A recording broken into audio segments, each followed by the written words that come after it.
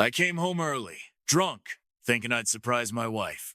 Instead, I walked in on her blow-drying a stranger's hair. She'd even put him in my pajamas, and she stood in front of him, shielding him while she faced me down.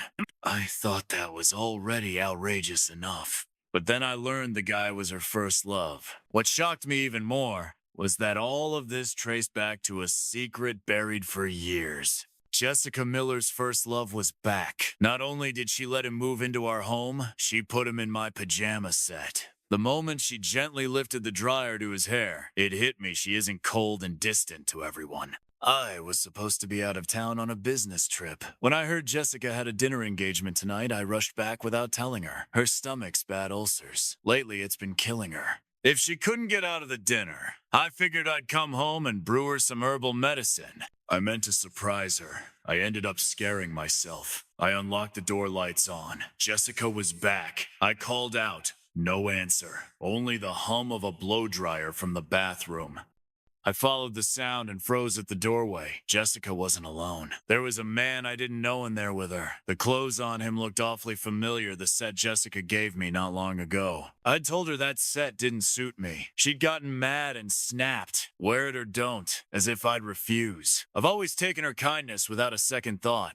But now, seeing those clothes on someone else, I had to admit they fit him better than they ever fit me. The thought made my hand ball into a fist. The man faced Jessica, hair still damp. Jessica stood on tiptoe with the dryer, voice soft. Lower your head a little. Then she grumbled. Why are you so tall? He gave a low laugh and obediently bent down, bringing his head to her hands. Through the half-length mirror, I caught the faint smile on Jessica's face. The corners of her mouth lifted, her eyes gentle.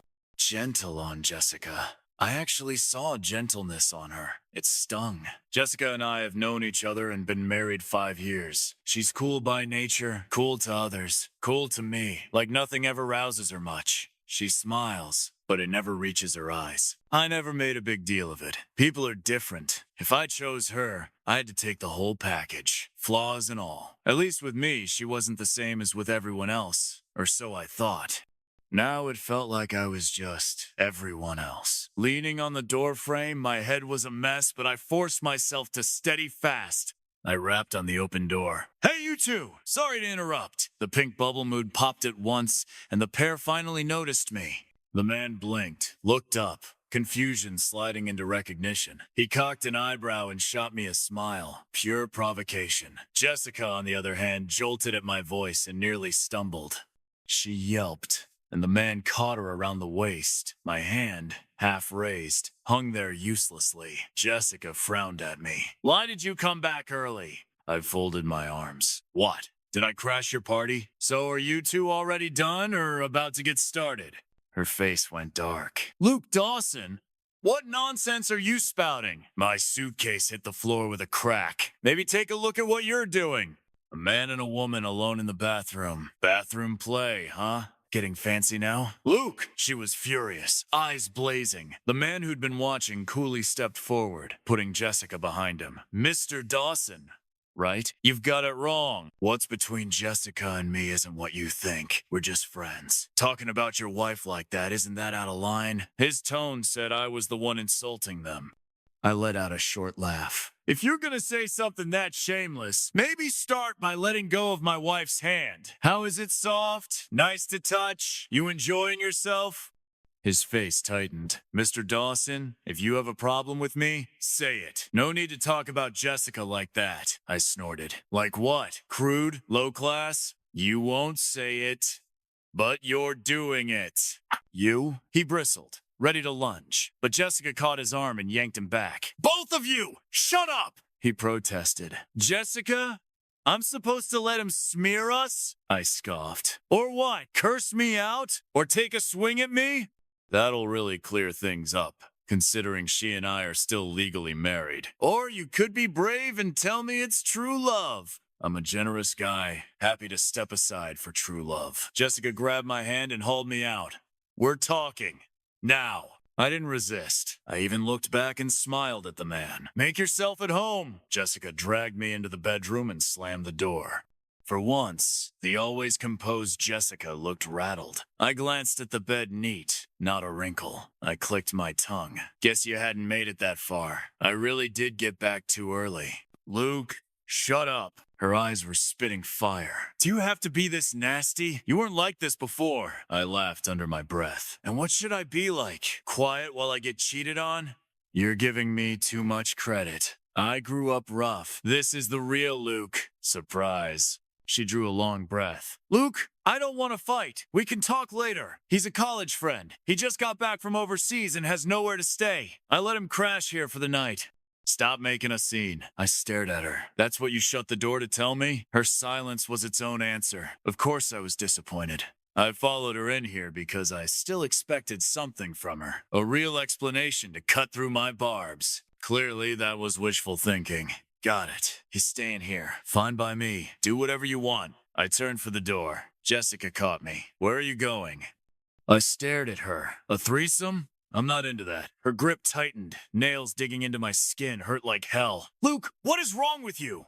I tore my hand free. What's wrong with me? Or what's wrong with you? Do you even hear yourself? Jessica, don't make me sick. I opened the door and walked out. The man had already changed out of my pajamas and was now neatly dressed in a suit, looking every bit the gentleman. He forced a smile at Jessica, full of awkward tension. Jessica, I'd better go. I don't want to cause any more trouble. Then he turned to me. Mr. Dawson, you've really got it wrong. These are your pajamas, right? I'll return them to you. He handed them toward me, but just as he let go, I stepped back, letting them fall to the floor. Trash belongs in the trash can. Giving it back to me doesn't change that. Jessica snapped her head up, her eyes locking onto mine, her expression flickering between anger and disbelief. Suddenly, she said, You don't have to go. You can stay. The man's eyes lit up, though he hesitated. That's not a good idea. Jessica, you and Mr. Dawson. Jessica cut him off. Don't worry about it. I said you could stay, unless you want to try a hotel, which you know you can't handle. The man sighed. You always did understand me. Their easy familiarity made my stomach turn. I didn't want to waste another word. I grabbed my suitcase and stormed out. The moment I stepped outside, a gust of cold wind hit me, and I shivered. Then came the wave of nausea rolling up from my gut. I bent over, dry heaving. Was it sadness, anger, hurt? I couldn't even tell anymore. I just felt completely drained, my fragile calm shattered. It was absurd, unbelievable even. I never imagined Jessica would be capable of something like this. People always said, men turn bad when they get rich, but women are the same, especially in couples like yours, where she's the strong one and you're the weaker one. You'd better watch out. I never believed that. I didn't care that Jessica was more successful, it was simply true, and I trusted her. I thought even if things ever went wrong between us, even if we reached the point of falling apart, we'd end things with dignity. That's what her character meant to me. But reality just slapped me in the face. Jessica, what the hell are you doing? And who exactly is that man? With those questions burning in my mind, I drove to the old house. I remembered an album stored in the utility room. It was a birthday gift someone had given Jessica back in college. It was full of photos of her, some solo, some with others. A gift made with care and attention. I once asked who gave it to her. She said, a classmate. Someone who liked you? Because no one would put in that kind of effort otherwise. Jessica didn't deny it. She just said, Her honesty stopped me from pressing further. After all, what hurts isn't the past. It's the attitude in the present. The old house wasn't far, only a 20-minute drive. Between our new place and this old one, I preferred the old house. Jessica and I lived there for 2.5 years before we moved out after the wedding. Whenever I was in a bad mood, I'd come here to clear my head. It had always been my safe place, but as I opened the door and stepped inside, I'd never felt so foul-tempered before. I quickly found the album in the utility room. Jessica in those pictures looked so young, a little reserved, but there was a spark of life in her eyes. Many of the photos seemed candid side profiles, caught off guard. In the few where she faced the camera, she was wearing her graduation gown. There were photos with friends, some girls, some guys. I flipped through them one by one, until my hand froze. One photo stood out from the rest. Two people stood very close, their arms pressed together. The guy was grinning broadly, leaning slightly toward her. Jessica wasn't smiling, but her hand clenched her sleeve so tightly it wrinkled the fabric. His face had changed a little since then, but I recognized him instantly. It was him. On the back were two names, Jessica and Jason Smith, with a small heart drawn between them. I woke up to the sound of construction upstairs. I'd slept fitfully all night, tossing between half-dream and wakefulness. When I opened my eyes, my head was still foggy. It took me a while to remember I was in the old house. It had been too late to drive back last night, so I crashed on the couch. Now, not far from me, someone sat silently, watching. Her gaze was impossible to ignore. Jessica. I wasn't even surprised she was there. I remembered another time we fought and I stormed out. She'd found me here within an hour. "How'd you know I was here?" I'd asked. Jessica had said, "Where else would you go?" She knew I had nowhere else because I was an orphan. She's the one who gave me a home. Someone once asked her why she didn't sell this place. She said, "Keep it. It's somewhere he can run to when he's upset." My feelings for Jessica were always complicated love mixed with gratitude. I thought she and I could grow old together, quietly, without drama. I sighed, washed up in the bathroom, and joined her for breakfast. She'd brought food. I didn't bother with small talk, just ate. When I was done, I asked, "His name's Jason, right? Your ex-boyfriend?" The album sat right there, no point pretending. Jessica said, "Yes." I looked up at her. "Jessica, what the hell are you thinking? You bring your ex into our home, put him in my pajamas, blow dry his hair? What is this? Some live reenactment of a long-lost romance?" She said calmly, "Believe it or not, nothing happened between us." I shook my head. "I don't believe you." Jessica stared back, expression tight. After a moment, she rubbed her temple and placed 2 receipts on the table. "He stayed at the house last night. I stayed at a hotel. That's proof. If you want, I can pull the security footage." Nothing happened. That's the truth. I didn't even look at the papers. Jessica wouldn't dare show me fake evidence. Still, he stayed home. "You went to a hotel?" "Jessica, I can't make sense of that." She said, "He's a light sleeper, has OCD. He can't handle hotels." I laughed coldly. "He told you that? Or are you just being considerate?" Jessica's eyes narrowed. "Luke, watch your tone. Don't be sarcastic." One thing after another kept piling up inside me, and I'd hit my limit. "I'm trying to talk, but are you? Light sleeper? OCD? Can't handle hotels?" So he's some kind of prince now? Funny, I travel for work all the time, and you've never once asked how I sleep. What is it, Jessica? Is your Jason somehow nobler, or just more special to you? Jessica's face flushed with anger, and she shot to her feet. "I already moved out. I already told you nothing happened. What more do you want?" Each word hit me like thunder, my head spinning. I gripped the table to steady myself and forced my voice to stay even. "Divorce! I want a divorce!" Jessica's face changed. "Shut up, Luke! Take those words back!" She snapped through clenched teeth. I met her gaze, unflinching. She closed her eyes and balled her fists. When she opened them again, the wildness was gone. Divorce? Not a chance. And just like that, we fell into Cold War. I stayed at the old house. I didn't call her, and she didn't come looking for me. I had no idea what was going through her mind. I just needed time to cool off enough to handle this the right way. Then one day, her assistant called. "Senior, did you and Miss Jessica have another fight?" The girl was my junior from college, capable and sharp. She'd struggled to find a job back then, so I'd recommended her to Jessica. She'd done well over the years and stayed grateful, keeping in touch. But this was the first time she ever mentioned Jessica to me. "What's going on?" I asked. After a moment of hesitation, she said, "Miss Jessica had a dinner engagement tonight. Drank quite a bit. I was about to call you, but then some strange man showed up and took her home." Driving Miss Jessica's car. There was a pause. I sent her a photo of Jason. "Was it him?" "Yes!" She answered quickly, worry in her voice. "Senior, are you okay?" I gave a dry little laugh. "I'm fine." Better than fine. Looked like it was time to make this divorce official. The longer I waited, the more pathetic I became. I'm a man of action. The next morning, I had a lawyer draft the divorce papers. Jessica and I always kept our finances separate, so the divorce agreement was just a formality. When she saw me at the office, she froze for half a second before her face went blank. "This is the office," she said coolly. "If you have something to say, we'll talk at home." Home was where we'd talk, sure, but not later. I laid the papers in front of her. "Sign them. We'll have time to get to the registry this morning." Jessica stared at the papers for a long while. "You came here just for this?" The answer was obvious enough that I didn't bother replying. Jessica tore the divorce papers in half. "Didn't I say we're not getting divorced?" I acted like I hadn't heard and pulled out another copy. She tore that one too. I kept replacing them. She kept ripping them apart. By the 12th, her face had gone dark as storm clouds. "Luke, are you sure about this?" I sneered. "You think I'm playing around?"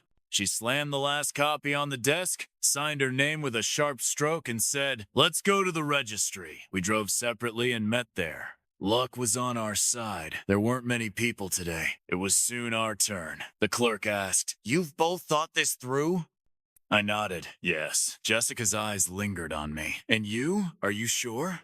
The moment I looked at her, she turned away. Her voice came cold. "Yes, I'm sure." The clerk nodded. "All right then. I'll register it now. You can come back in a month to collect the divorce certificate." As the clerk typed, the tension inside me slowly began to ease. Then Jessica said, "Wait!" The clerk looked up. "What is it?" Jessica looked straight at me. "Luke, are you sure you want this?" "I'm sure."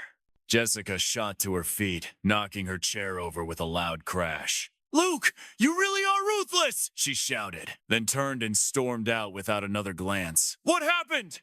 the clerk asked. I was stunned for a second, then hurried after her. "Jessica, stop! Jessica!" She ignored me, walking faster. I caught up and grabbed her arm. "What's that supposed to mean?" She spun around and slapped me hard across the face. I was too shocked to react. "Luke," she said, voice trembling with fury. "I'll say it one last time. I will not divorce you!"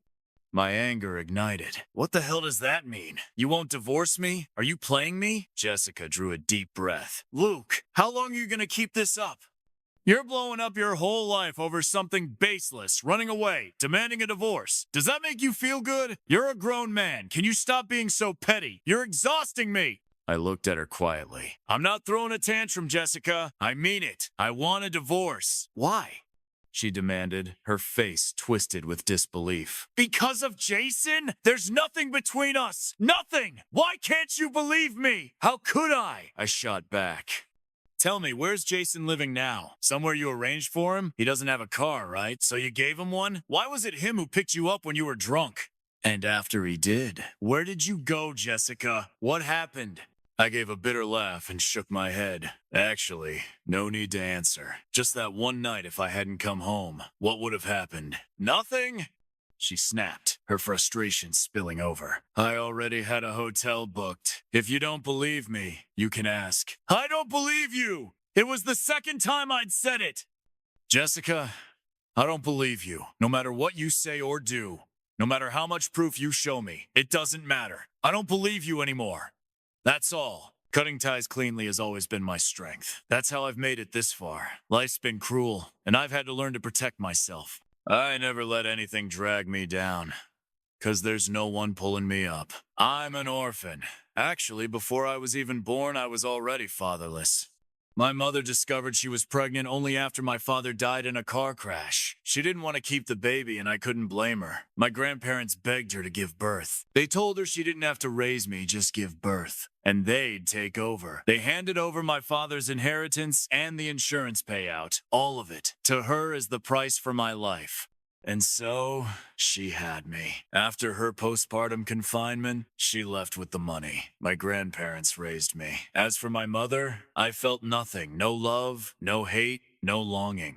Those emotions are useless. They only hurt, so I let her go. Then my grandparents passed away, one after another. I was in middle school then, half grown, suddenly on my own, sad, desperate, lonely. I gave myself a month to grieve, then forced myself to move on.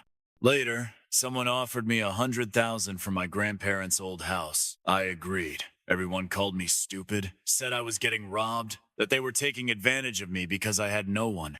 That's exactly why I knew I couldn't hold on to that house. If you can't hold it, you let it go. Besides, I needed the money. I had to study. I had to live. So I sold the house and left the place where I'd grown up. Now it was Jessica's turn. She hadn't explained herself when she should have, and whatever she said after that, I couldn't believe it anymore. I didn't want to turn into someone paranoid and bitter. I wouldn't let this eat me alive. Let's get divorced. No need to make it ugly. Not happening. The more firmly I insisted on divorce, the more determined Jessica became to refuse it. I couldn't read her anymore. When negotiation failed, I decided to file for divorce. But what I didn't expect was that the very next day, after I filed the petition, Jessica hit back with financial retaliation. She moved to terminate all her company's contracts with ours. Jessica and I met through business. Back then, I just graduated from college and started a company with a few classmates. Young, fearless, thinking we could conquer the world. Reality, though, was harsher than we'd imagined. No capital, no connections. No one wanted to invest. No one even gave us a chance to pitch our ideas. There were too many like us, full of passion, charging into the world with dreams of success. We were on the verge of giving up, ready to take regular jobs, when a company approached us. They said they wanted to talk. We thought we'd finally caught a lifeline, but it really was just a straw. The man in charge said to me, "Sleep with me for a year, and I'll give you whatever you want." I refused without hesitation, but they didn't let me go. In the chaos that followed, I smashed a bottle over his head. I was arrested. The man threatened to make sure I rotted in prison. I had already accepted my fate until Jessica showed up. Like some kind of savior, she smoothed everything over effortlessly, bailed me out, and sent people to negotiate a partnership with our company. I thought she was just another rich person playing her little games, so I unbuttoned my shirt, one button at a time. With a half smile, I asked her, "You want to get this over with now? Should I take a shower first?" But she buttoned my shirt back up, one button at a time, and said quietly, "You don't have to do this." I asked her, "Then why help me?" She said, "Let's just say I pity you." I accepted her pity gladly. How could I resent it? I really was pitiful. Under Jessica's support, our company finally got on its feet. But now, she was using that same thing to control me, and I had to admit she'd succeeded. When I went to her office, I asked, "What do you want?" Jessica looked up from her desk. "Withdraw the divorce suit," she said. We stood there, facing each other, her calm tone leaving no room for doubt. I gave a short laugh. "That's it? Fine, I'll withdraw it. Anything else?" My quick compliance didn't seem to please her. Her brow furrowed tight. After a long pause, she asked, "When are you moving back home? Is that part of the deal too?" Jessica's lips pressed into a thin line. "All right, I understood. I'll move back tonight. Happy now?" Jessica threw her pen onto the desk. "Get out!" "As you wish." The smile I'd forced on my face vanished the moment I got into my car. I hated being under anyone's thumb, Jessica included. I made a call. "Everyone at the office? I'll be there soon. Meeting in 10. The meeting dragged on late into the night, but it didn't go the way I'd hoped. My plan was to find a new business partner. The market's huge. Jessica wasn't the only option. If she could pull the plug anytime, so could we. But the others disagreed. They'd grown too comfortable, unwilling to risk change. Jessica's terms were too generous. Any end to our partnership with her meant losses. Their logic was simple. As long as Jessica was willing to cooperate, she'd remain our first choice. I couldn't help but sneer at that. So this is what they call different paths, different futures. Time for me to bow out, but I needed time to make sure that when I left, my money stayed intact, so I moved back in. When I got home, Jessica was still awake, laptop in hand in the living room. She looked up, took off her glasses. "We need to talk," she said. I brushed her off. "I'm tired. Another time." Her face darkened. I ignored her and went straight to the guest room. I didn't know which room Jason had slept in that night, or what he'd touched or used. Honestly, everything in that house disgusted me now. I ended up grabbing a bedsheet and sleeping on the couch. But when I woke up the next morning, I found a blanket over me. My expression hardened instantly, and I yanked it off, tossing it to the floor. Jessica was in the kitchen, frying eggs. "Who told you to cover me with that?" I snapped. Jessica froze, took a deep breath, and said, "The sheets and covers were all replaced. They're clean." I gritted my teeth. "Doesn't matter. This whole house, the air itself makes me sick. Luke."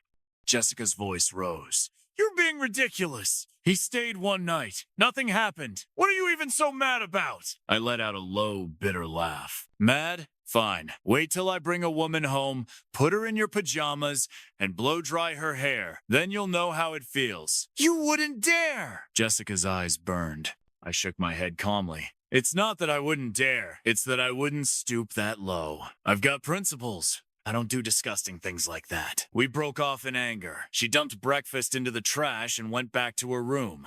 I didn't hold back either, slamming my door hard enough to shake the walls. And just like that, another Cold War began. I left early, came home late. So did she. Days passed without us crossing paths. During that time, I met with people and discussed plans to sell my shares. Ideally, I'd offer them to my own partners first, but they'd already made their stance clear they weren't on my side.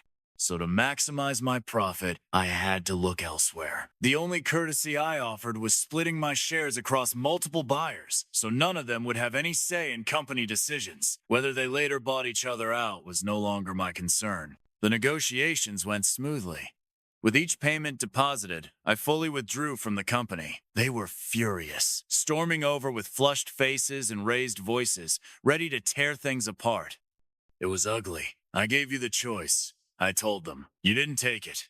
Honestly, this might be better. Jessica and I were bound to blow up eventually. This way, when it happens, you won't get caught in the crossfire. And let's not pretend you've all thought about kicking me out before.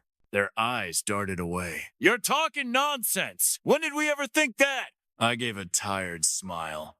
Because you're afraid of Jessica. That's why. Otherwise, when the rabbit dies, the hound gets cooked. No one remembers anyone.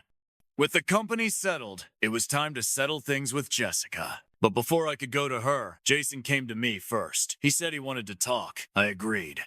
As soon as we sat down, he snapped. Why haven't you divorced her yet, Luke? Do you have no self-respect? A man living off a woman. How long are you going to cling to Jessica? His words made me laugh. And who the hell are you to say that? Her lover? Her side piece? Her pet canary?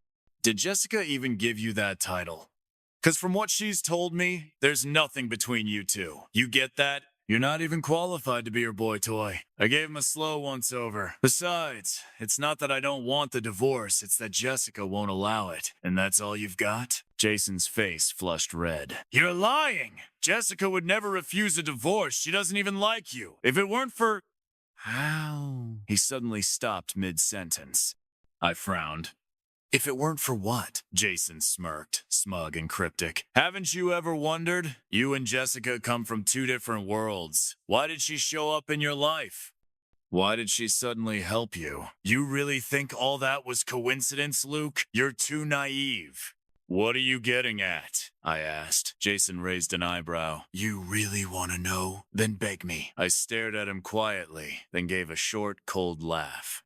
Then hold it in and don't you dare say another word. I stood to leave. Luke! Stop right there! He shouted. I didn't. Luke! He barked again as I opened the door. Wait! He yelled, louder this time. Come back! I have something to show you! I curved my lips into a faint smirk and sauntered back to my seat. Jason's arrogance had evaporated.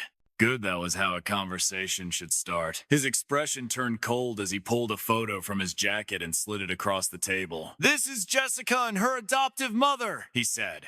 I glanced down lazily. The little girl in the picture was maybe 5 or 6, small and thin. If Jason hadn't told me, I'd never have known it was Jessica. I was about to ask why he'd shown me the photo when the woman beside her made my heart jolt. A distant image sprang out of my memory. I'd seen that woman before.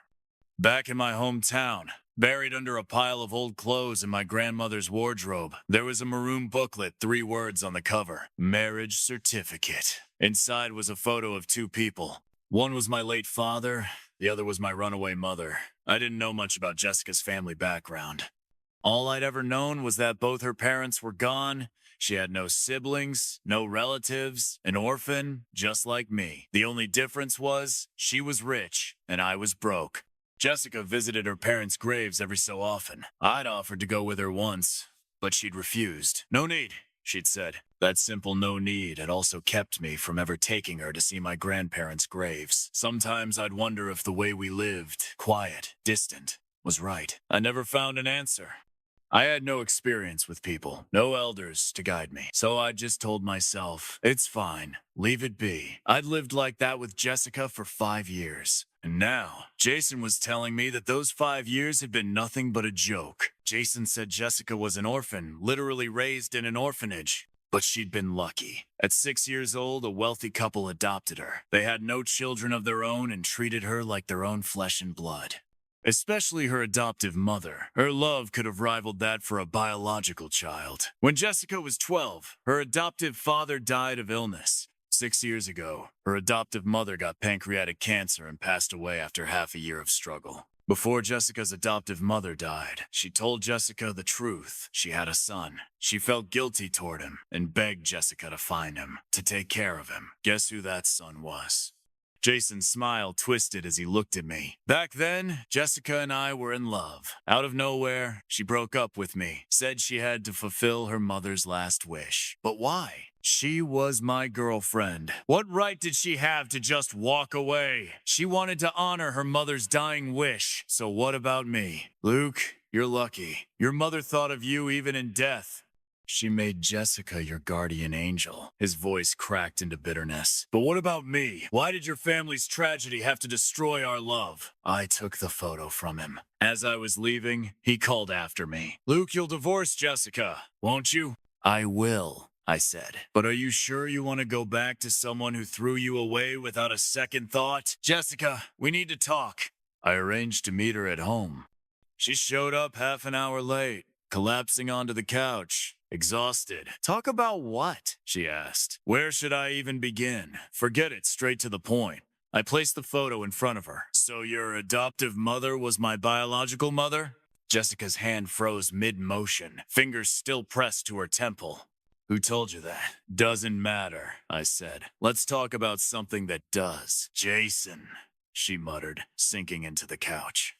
I should have known. He's the only one who's ever seen that photo. So, what do you have to say for yourself? Silence. Long, heavy silence. Just when I thought she might never speak, Jessica finally began to talk and told me everything. My adoptive mother was an extraordinary woman. She built her own cosmetics brand from scratch. Later, she met my adoptive father, and they fell in love. He couldn't have children, so she suggested adopting one from the orphanage. Jessica's voice softened. That's how they found me. Being their daughter was the greatest fortune of my life, but it didn't last. My adoptive father passed away, and then my mother got cancer. She looked at me. That's when I found out about you. Luke, I need you to understand, she never stopped thinking about you. She never forgot you. She was good to me because she was trying to make up for what she owed you. Everything she couldn't give you, she gave to me instead. She loved you, Luke. Her dying wish was for you to live well and to forgive her. I'm sorry for keeping it from you for so long. Listening to Jessica's story, I kept waiting for myself to break down, to explode, but nothing came. Just calm. An eerie, absolute calm. My condolences, I said flatly. Jessica stared at me, stunned. That's all you have to say? I thought for a second. Then, since we share the same mother, let's part on good terms and finalize the divorce. Luke, she called my name, but no words followed. After a long pause, she asked, Are you still resenting her? She's gone, Luke. Can't you forgive her, at least for that? I exhaled slowly. Resent her? Not really. If anything, she's just bad luck. Luke, shut up! Jessica snapped. I gave a humorless laugh. Fine. What do you want to hear? That I forgive her? That I love her to death? That she was the best mother in the world and I'll be forever grateful? Would that satisfy you? If you want, I can even say it at her grave. I leaned back. So, can we talk about the divorce now? Luke! I know my name. You don't have to keep reminding me. Jessica clenched her jaw. I know this is hard to accept. Take your time. We'll talk again when you're ready. I waved a hand. No, let's talk now. Get it over with. Tell me what you want. What do you need from me? I'll even visit your mother's grave every year if you'll just divorce me. Please, let me go. Every second spent talking to Jessica, every breath shared in that room made my skin crawl. It was like finding half a fly in your sandwich and realizing you'd already swallowed the other half. Luke, I'm not divorcing you. I promised my mother I'd take care of you. Great. There goes the rest of the fly. Jessica, I respect the dead, but don't make me speak ill of your mother. You're forcing me to. Jessica frowned, her face tense. You said your adoptive mother was a strong woman who built her cosmetics brand from scratch. Do you know where her money came from? Jessica shook her head. But I knew. It came from my father's death, his life insurance, his compensation. Do you know how ruthless she was? She took every penny of my father's payout, every cent of his salary. Not a dime left. When she left, she was afraid my grandparents would stop her, so she pretended to take me out for a walk. Then she abandoned me, left me behind a barn to buy herself time to escape. It was winter. I almost froze to death there. No way, Jessica blurted instinctively. I went on, unfazed. I don't hate her. She's not worth the energy. To me, she's just a stranger. But you keep insisting she loved me, cared for me, pitied me. But where was she when I was working the fields with my grandparents just to survive? When they died and people threatened to sell me if I didn't sell the house? Where was she? When I was bullied and nearly stabbed someone to defend myself? Where was she? In college, when my money was stolen, my tuition, my living expenses, everything, and I almost jumped from the roof, where was she? What's the point? To me, she's nothing. As a stranger, I can be indifferent, but if I ever had feelings, she'd deserve hell. My words drained the color from Jessica's face. I didn't know we didn't know. My mother wanted to make it right, Luke. She just didn't know how to face you. I snorted. Poor her. Living in comfort, dining in silk, but still tortured by the thought of a pebble like me. Must have been such a burden. That's not what I meant! Jessica said quickly, her voice shaking, but she wasn't good at explaining herself. The surge of emotion made my head pound. I pressed my fingers to my temples. You people are unbelievable. You feel guilty toward me, so you give everything to you. Am I dead? Shouldn't guilt toward me mean making amends to me? She got cancer and didn't want to die uneasy, so she dumped her guilt on you. That way, she could die in peace. And you had to repay her, had to fulfill her dying wish, so you married me. What a joke I've been.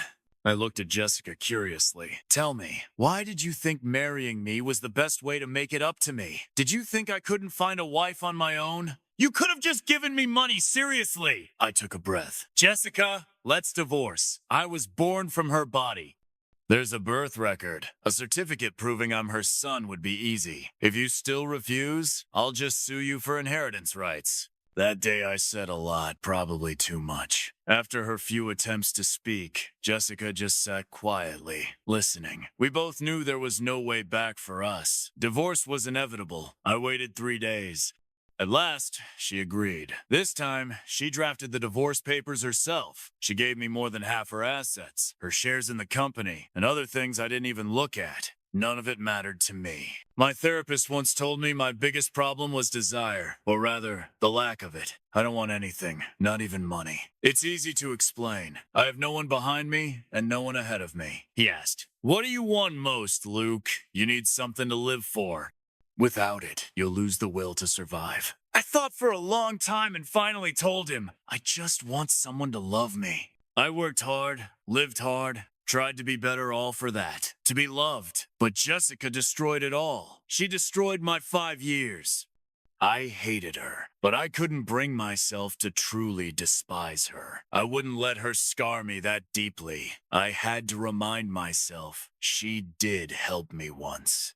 Whatever her reasons, she saved me. All I had to do now was let her go. My therapist once said, you have to cut off everything that drags you down and walk forward without looking back. The ones who love you are always ahead. Jessica and I finalized our divorce at the Civil Bureau, and a month later, we received our certificates. I decided to leave the city. Jason left too. He said, funny, huh? I couldn't let her go for years, and it turns out she wasn't worth it. Guess I wasted all that love. Oh, and sorry, man. I shouldn't have meddled in your life. I neither forgave him nor hated him. It was just another passerby in this wreck of a chapter. Someone who tripped me, left me in the dirt. I brushed myself off and kept walking. Never looked back. Real men don't. Pride. It wasn't until after Luke left the city that Jessica finally began to understand him. To her, Luke had always just been someone to repay a debt, not a person. She thought marrying him, giving him resources, giving him money, that was enough. To her, Luke had always been an abstract symbol, thinner than paper.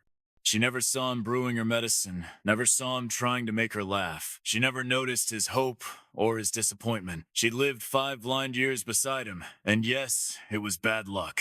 It wasn't until 3 months after Luke left that Jessica learned he'd been seeing a therapist all along. The therapist refused to reveal any details but said, "For Luke, living itself is a struggle, but he keeps trying. He's the strongest patient I've ever had." From that day on, Jessica began searching for Luke. She didn't plan to disturb him. She just wanted to know he was safe. A year later, she finally found him in a small, remote city. But he wasn't alone. He was holding the hand of a toddler, barely steady on his feet. In that instant, Jessica went pale. That night, she booked a flight and flew straight there. When she finally saw Luke, he was darker, thinner, but softer somehow. Luke looked genuinely surprised to see her. Long time no see. For the first time, Jessica didn't know what to do with her hands. "Long time no see," she echoed, her gaze drawn again and again to the child beside him. "You got married?" she asked. Luke gave a quiet, wry laugh. "Seamless transition? I'm not that skilled." Then he added, "He's adopted. An orphan." Jessica's heart soared and then crashed all at once. She let out a long breath, feeling as if she'd just survived something fatal. And right then, she finally understood she had been hoping for reconciliation. She liked Luke, but Luke said, "I'm never getting married again." Jessica suddenly wanted to cry. What had she been doing all those years? "Can I still come see you sometimes? See the child?" Luke shook his head. "Better not. Otherwise, I'll have to move again. Too much trouble." Jessica's heart sank even further. A wave of loneliness washed over her. She didn't want to leave. She wanted to buy a house nearby, stay close to Luke, but she knew she couldn't. All she could do was say goodbye. "Goodbye," Luke smiled faintly. "Take care of yourself. Let's not see each other again." And he meant it. A week after Jessica appeared, Luke packed up and left with the child. His actions said everything. "Don't come looking for me. Don't disturb my life again." When Jessica heard the news, she drank all night. Her stomach burned so badly it brought tears to her eyes. But the one who used to brew her medicine was gone. She gave up looking for Luke. All she could do was wish him happiness.